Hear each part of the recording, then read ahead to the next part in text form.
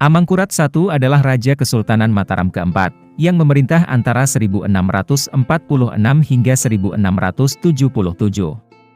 Selama berkuasa, ia dikenal sebagai raja yang zalim.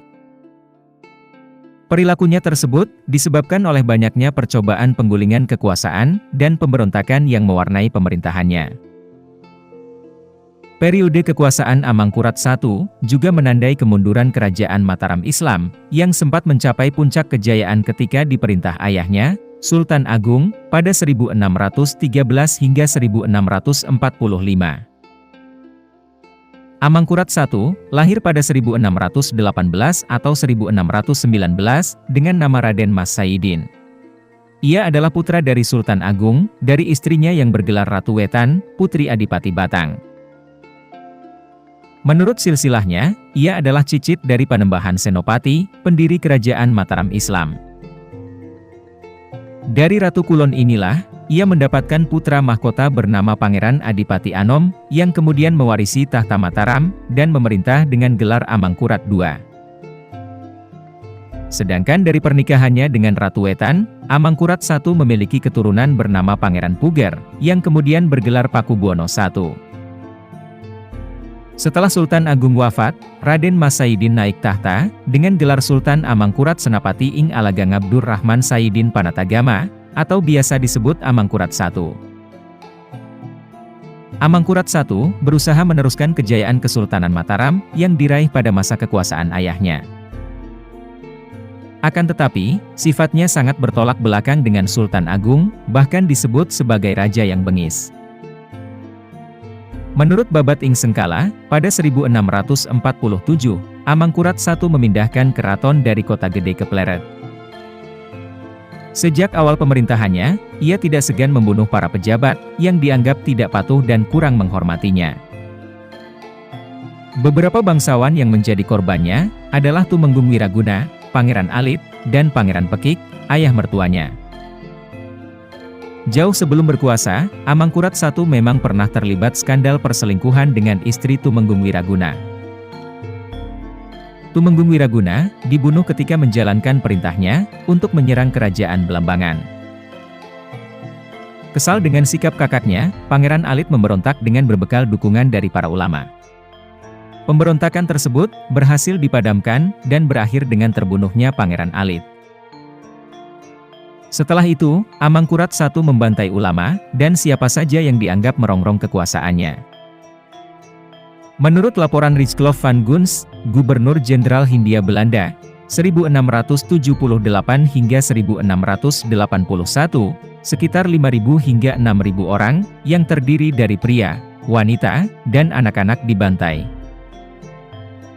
Pada 1659, Amangkurat I memerintahkan untuk membunuh Pangeran Pekik, ayah mertuanya, beserta keluarganya. Alasannya adalah, Pangeran Pekik berani menikahkan gadis yang hendak dijadikan selirnya dengan putranya.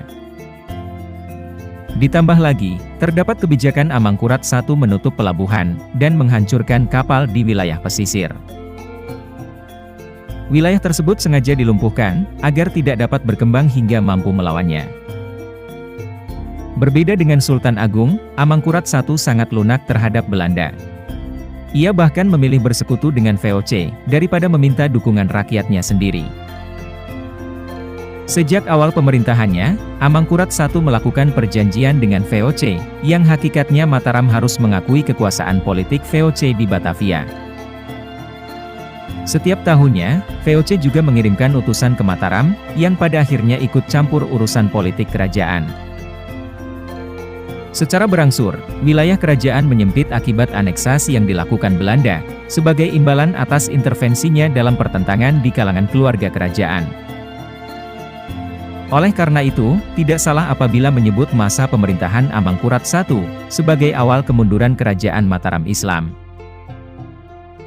Ketidaksenangan rakyat dan para pejabat istana pun memuncak, saat raja diketahui bermusuhan dengan putranya sendiri, Pangeran Adipati Anom. Raja Mataram yang terkenal bengis itu, harus menghabiskan masa-masa terakhir kekuasaannya dalam pelarian, intrik dan pengkhianatan. Sungguh malang nasib Amangkurat I. Di usia senjanya, ia harus hidup dalam pelarian yang melelahkan. Raja yang pada masa kejayaannya terkenal bengis itu, gagal mempertahankan tahta setelah istana kebanggaannya jatuh, dan pemberontakan rakyat tidak lagi dapat dicegah.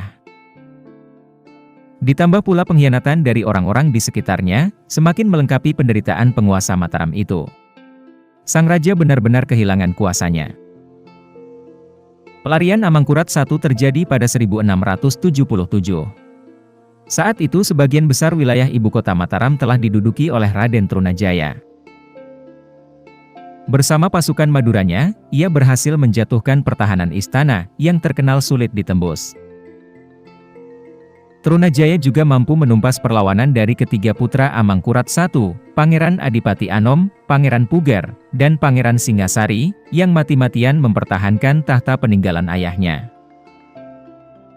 Diceritakan sejarawan, De Graaf, dalam runtuhnya Istana Mataram, Amangkurat I meninggalkan istana pada suatu malam di bulan Juni 1677. Tujuan pertamanya adalah Imogiri, makam keluarga Raja-Raja Mataram. Dalam perjalanan tersebut, ia hanya dikawal oleh sedikit keluarga saja. Hanya ada putra-putranya, beberapa pejabat yang setia, dan 2 orang perempuan yang kemungkinan istrinya. Beruntung usaha raja keluar dari kediamannya itu berjalan mulus, tanpa dihalangi oleh siapapun, terutama pasukan Trunajaya. Di Imogiri, Sunan mengumpulkan pasukan untuk menjaganya selama dalam pelarian. Ada cukup banyak orang yang bersedia mengikutinya. Sementara pasukan lainnya diperintahkan menjaga Imogiri dari serangan Trunajaya. Selain pasukan penjaga, ia juga membawa serta semua pusaka berharga Istana Mataram, kecuali pusaka-pusaka berukuran besar yang bobotnya akan menghambat perjalanan, seperti meriam keramat Nyai Setomi dan harta kekayaan kerajaan sebesar Rp350.000. Semua juga dibawa, serta seekor gajah. Sempat beberapa lama raja naik gajah, kemudian berganti naik tandu.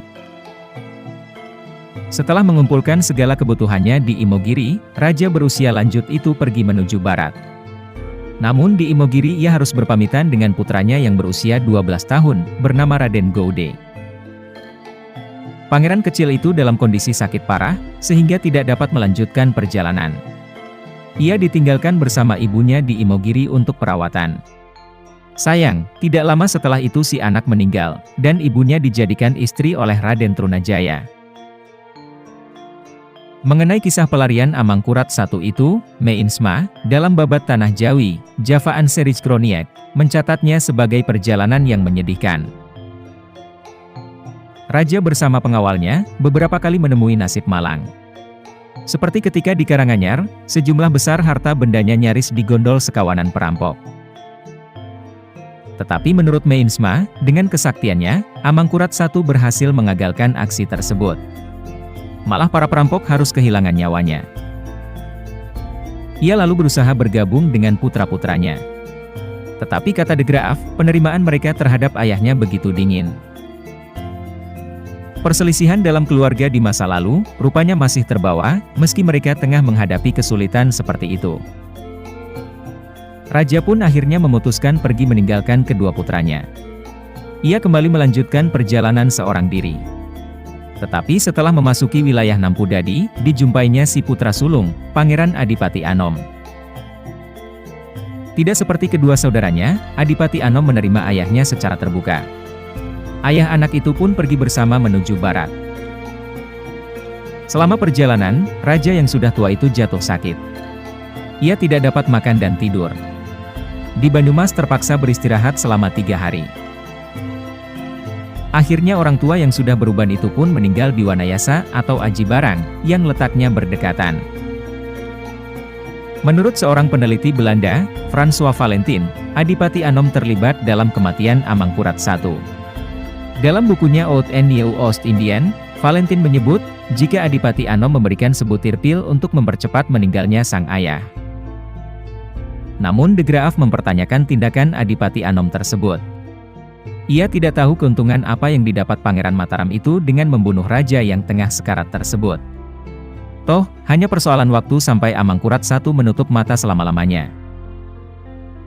Sebelum wafat, Amangkurat I menyerahkan beberapa pusaka kerajaan kepada Adipati Anom, yakni Gong Kiai Bicak dan Keris Kiai Balabar. Ia juga minta kepada putranya untuk dimakamkan di Tegalwangi, tepat di sebelah pusara gurunya Tumenggung Danupaya. Sekarang makamnya berada di Komplek Makam Tegal Arum, Dusun Pekuncen, Kabupaten Tegal. Seperti ayah raja yang dimakamkan di puncak gunung menantikan dini hari, begitu pula Mangkurat ini, dimakamkan di atas bukit buatan, suatu piramida dengan 3 anak tangga, dan di puncaknya didirikan cungkup yang sederhana.